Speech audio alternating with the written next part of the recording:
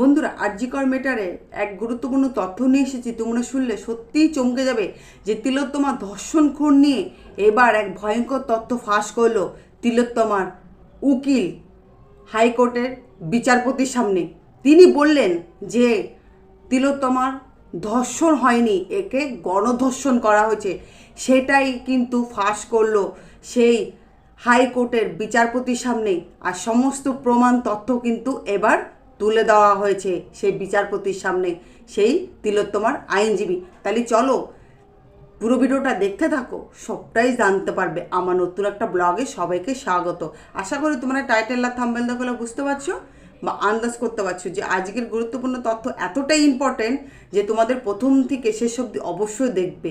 দেখলে তোমাদের অনেক অজানা তথ্য তোমরা জানতে পারবে বা বুঝতে পারবে যে আজকের গুরুত্বপূর্ণ তথ্য এটাই যে তিলোত্তমা ধর্ষণ খুন হয়েছে 9 মাস হয়ে গেছে, 9 মাস হয়ে 10 মাস পড়েছে, এখনও কিন্তু আমাদের তিলোত্তমা জাস্টিস বা বিচার কিছুই পায়নি। কারণ অপরাধীরা এখনও আড়ালে মুখ লুকিয়ে রয়েছে। একের পর এক অপরাধীর নাম কিন্তু সামনে এসেছে, তাও কিন্তু সেই অপরাধীদের শাস্তি হয়নি। কারণ এর উপরে রয়েছে প্রভাবশালীর হাত। সেই কারণে যে যখন তিলোত্তমার বডিটাকে টেনে হিঁচড়ে যখন 8তলার ওটি রুম থেকে যখন সেমিনার রুমে আনা হয়েছিল, সেই ভিডিওটা ক্যাপচার করেছিল শম্পা দাস। শম্পা দাস বলে সেই ব্যক্তি, সেই নার্স, যে নার্স একটা অডিও ভাইরাল হয়েছিল, যেটা আমরা তিলোত্তমার প্রথম শুরুতে আমরা সেই অডিওটা শুনেছিলাম। সেই অডিওটা তো নেই, সেটা তো ডিলিট করে দেওয়া হয়েছে, কারণ তাকে মারার হুমকি দেওয়া হয়েছিল, সেই কারণে সে ডিলিট করে দিতে বাধ্য হয়েছে। কিন্তু তার মুখের কথার ভিত্তিতে, সেই ভিত্তিতে কিন্তু তিলোত্তমার আইনজীবী তিনি কিন্তু এই বিচারপতির সামনে অনেক প্রশ্ন রেখেছে এবং তিলোত্তমার মাও প্রশ্ন রেখেছে যে সেদিন যদি আমার মেয়ের ডেড বডি ও রুম থেকে এই রুমে টেনে হিসেবে আনা হয়, তাহলে এর থেকে বোঝা যায় যে সঞ্জয় সেদিন একা করেনি। কারণ সঞ্জয় তো ছিল সেমিনার রুমে, আর 8তলার ওটি রুম থেকে টেনে হিসেবে আনা হয়েছিল আমার মেয়ের বডি সেই সেমিনার রুমে। তারপরে কিন্তু সঞ্জয় এই কাজটা করেছিল, যেখানে সঞ্জয়কে যাবজ্জীবন কারাদণ্ড দেওয়া হয়েছে। কিন্তু সমস্ত সত্যটা কিন্তু সঞ্জয় জানে। সঞ্জয়কে অনেকবার কিন্তু জিজ্ঞাসা করা হয়েছে, কিন্তু সঞ্জয় মুখ খোলেনি।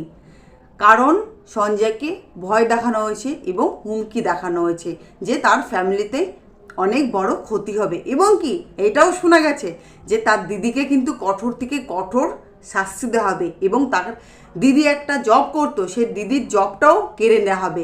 সেই কারণে কিন্তু সঞ্জয় মুখ খুলেছিল কিন্তু আবার বন্ধ করে দিয়েছিল। আমরা যখন মুখটা খুলতে গেছিল, তারপরে কিন্তু আবার মুখটা বন্ধ করে দিয়েছিল। আর সেটাই আইনজীবী কিন্তু বিচারপতির সামনে সেই প্রশ্নগুলো রাখলো যে যখন সঞ্জয় এই তথ্যগুলো ফাঁস করেছিল সেই পিজেন ভ্যান থেকে, যে আমাকে সরকার ফাঁসাচ্ছে, ডিপার্টমেন্ট আমাকে চুপ থাকতে বলেছে, বিনীত গোয়েল আমাকে ফাঁসিয়েছে, জিসি স্পেশাল আমাকে ফাঁসিয়েছে, সন্দীপ ঘোষ আমাকে ফাঁসিয়েছে, সমস্ত অপরাধীদের নাম কিন্তু সঞ্জয় একের পর এক বলেছিল। এবং সেখানে কিন্তু পিজেন ভ্যান থেকে তাকে কিন্তু পিজেন ভ্যানে থাকাকালে কিন্তু তাকে মারতে পর্যন্ত চেয়েছিল, গলা টিপে তাকে হত্যা করার চেষ্টা করেছিল সেই সঞ্জয়কে, সেই পিজেন ভ্যানের পুলিশগুলো। মানে এর থেকে কী বোঝা যায় যে সেদিন সঞ্জয় সবটাই জানো, আর তিলোত্তমাকে গণধর্ষণ করা হয়েছে। আর সমস্তটা কিন্তু সঞ্জয় নিজের চোখে দেখেছিল। সেই কারণে সঞ্জয়কে মোটা টাকা দিয়ে মদ খাইয়ে তারপরে বাকিটা সঞ্জয়কে দিয়ে করানো হয়েছে এই নোংরা কাজ। কারণ সঞ্জয় যদি ওই কাজটা না করতো, তাহলে প্রমাণ কি করে হতো যে তিলোত্তমা ধর্ষণ খুন সঞ্জয়ই করেছে? তাহলে তো একাধিক অপরাধীর নাম কিন্তু সামনে চলে আসতো, তাই না? কিন্তু সেটা হলো না। অবশেষে কিন্তু সঞ্জয়ের নামটাই আসলো। আর সন্দীপ ঘোষ এই যে জেল থেকে পালাবার চেষ্টা, তারপরে জামিন না, কিন্তু সন্দীপ ঘোষকে জামিন দেওয়া যাবে না। কারণ আমার মক্কেল যতদিন না জাস্টিস পাবে, বিচার পাবে তিলোত্তমা, ততদিন কাউকে ছাড়া যাবে না। কারণ যারা এখনও পর্যন্ত গ্রেপ্তার হয়ে রয়েছে জেলে, তাদের প্রমাণ না পর্যন্ত তাদের ছাড়া যাবে না।